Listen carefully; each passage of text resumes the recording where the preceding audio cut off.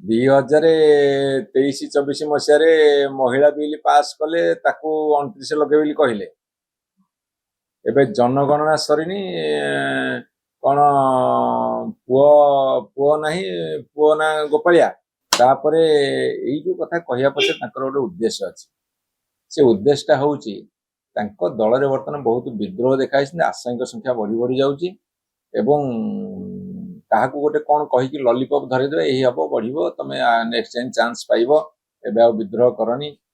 ଏବେ ତମେ ଗଣମାଧ୍ୟମ ଖୋଲିଲେ ତାଙ୍କର ଚାପା ଚାପା ବିଦ୍ରୋହଟା ସାମ୍ନାକୁ ଆସୁଛି।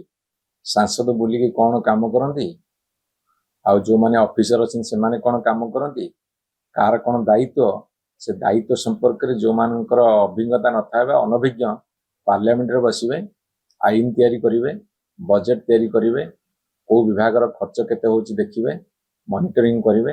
ସେ କଣ ଯାଇକି ତଳେ ଡ୍ରେନ୍ କାମ କରିବେ ନା ରାସ୍ତା କାମ କରିବେ?